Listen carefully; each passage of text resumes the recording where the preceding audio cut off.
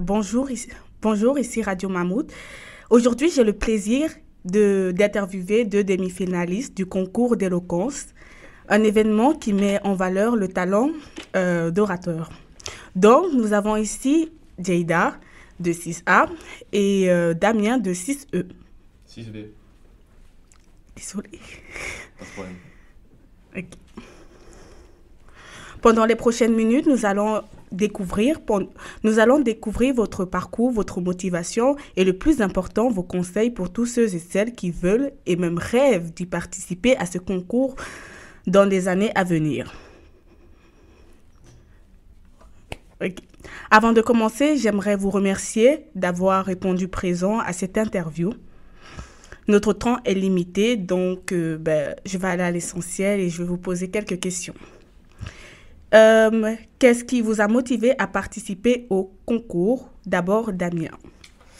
Alors moi, c'est très simple. En fait, ma maman est prof dans une autre école et ça fait des années qu'elle vient avec son école ici à Liégean. Et ça fait des années d'ailleurs que je viens regarder en tout cas au moins la finale du tournoi d'éloquence.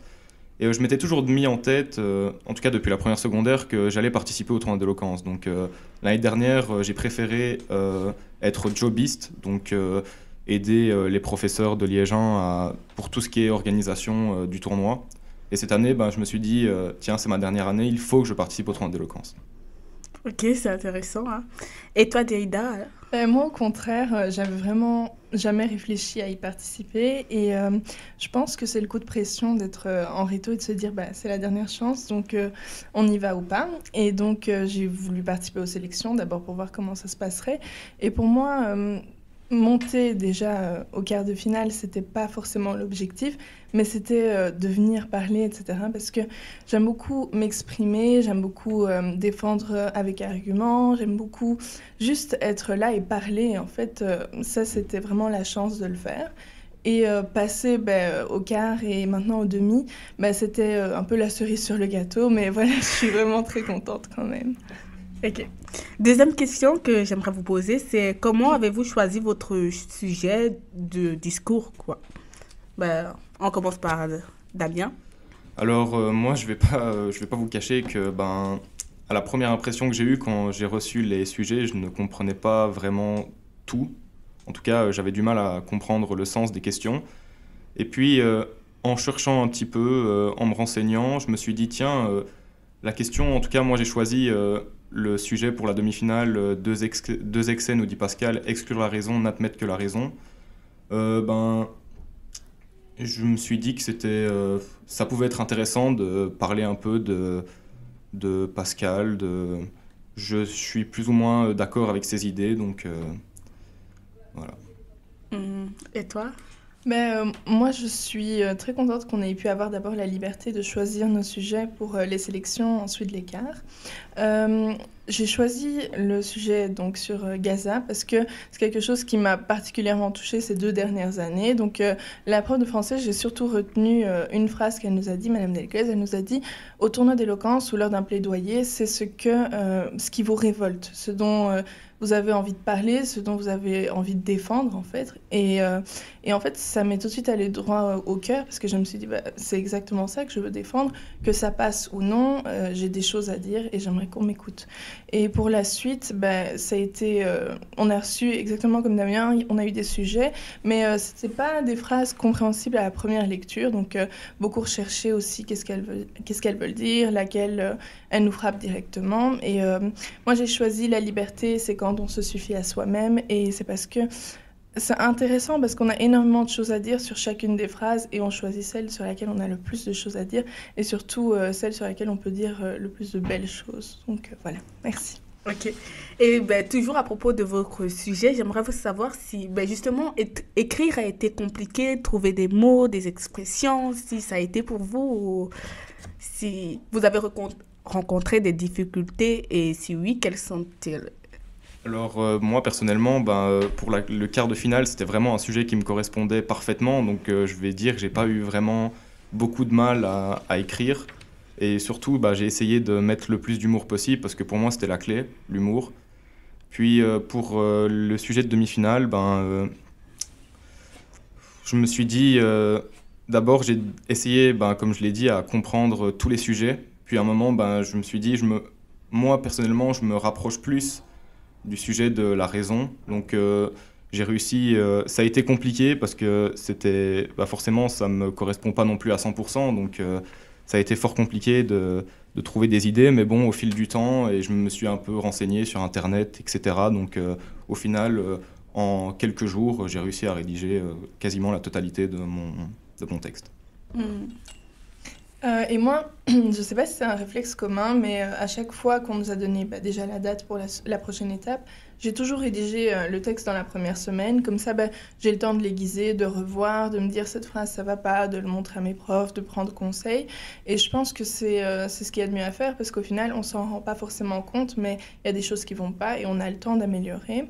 Mais en soi, je dirais que ça m'a pris environ une semaine à chaque fois pour chacun de mes textes. Et un mois pour les rendre parfaits, on va dire. Ok, et aussi, j'aimerais parler aussi de votre discours lors du concours d'éloquence et tout. Est-ce que avant cela, vous étiez stressé? Comment vous avez géré cette anxiété? Voilà. Alors moi, je vous avoue que, en tout cas, quand j'ai commencé à répéter, d'abord dans ma chambre, je me sentais fort à l'aise.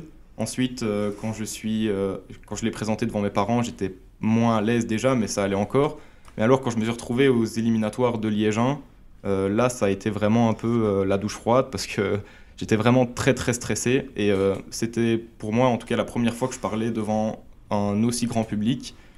Donc oui, ça a été compliqué. Même en demi-finale, au quart de finale, pardon, ça a été compliqué. Mais bon, vu que je connaissais bien mon texte, j'ai réussi à gérer la pression. Pour moi, en fait, les sélections, j'ai pas prévenu mes parents, ni personne d'ailleurs. J'y étais juste pour tester, comme je vous l'ai dit. Et en fait, je pensais que je stresserais. Donc, je suis arrivée dans la salle. C'est vrai que c'était assez stressant de voir tout le setup, le matériel, les gens qui sont là, les parents, etc. Mais le fait que je m'attendais à être beaucoup plus stressée quand j'irais sur scène. Mais le truc, c'est que je suis arrivée et à ce moment-là, il n'y avait plus rien. Il n'y avait plus de stress. Il n'y avait plus que moi, le micro et les gens. Donc voilà, c'est parti. Et je pense que c'est allé tout seul. En fait, une fois qu'on a des choses à dire, qu'on est convaincu, bien sûr, il y a le stress, c'est un réflexe. Mais non, moi, c'est plus l'ambiance du départ, etc., qui m'a stressée que le moment où je suis venue pour mon discours. Là, j'aimerais dire un petit sentiment. Je trouve ça fascinant, en fait, de vous voir demi-finalistes et tout, et voir comment votre point d'avis est aussi différent, et c'est vraiment frappant. Et voilà. J'aimerais passer à un autre conseil. Quel conseil donnerez-vous à... Quel conseil donnerez-vous à ceux qui veulent s'y mettre et... Alors, comme conseil, qu'est-ce que je pourrais dire?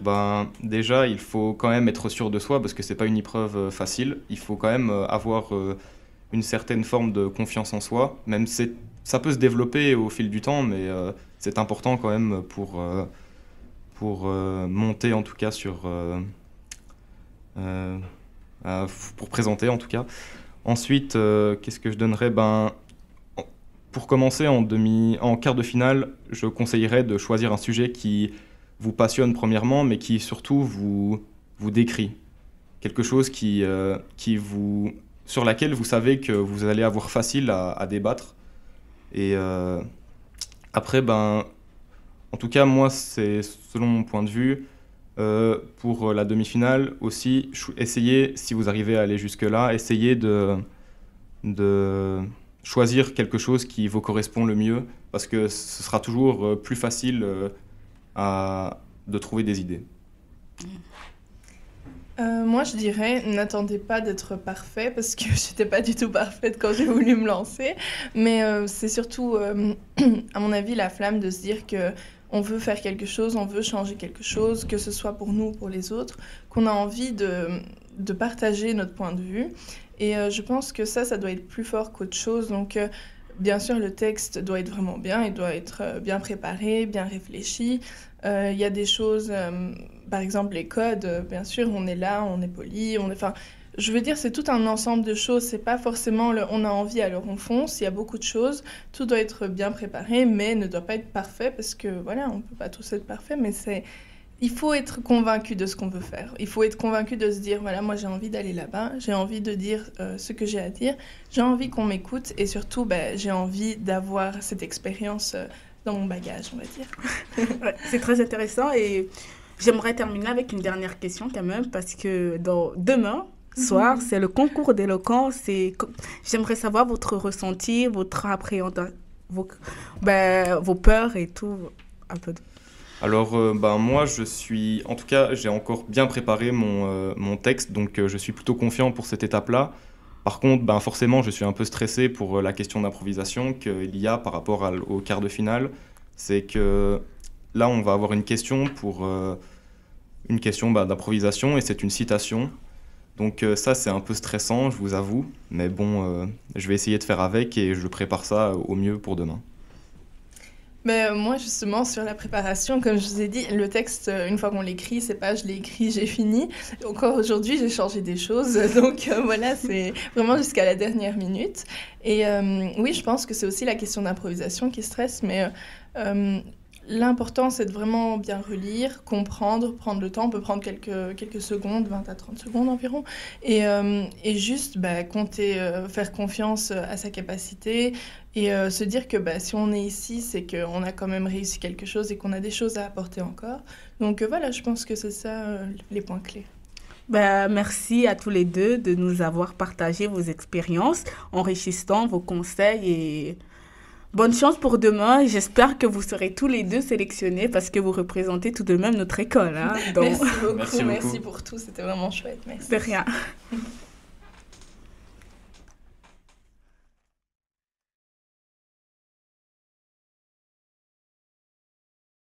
You've been waiting up all night, heavy breathing, dim the light.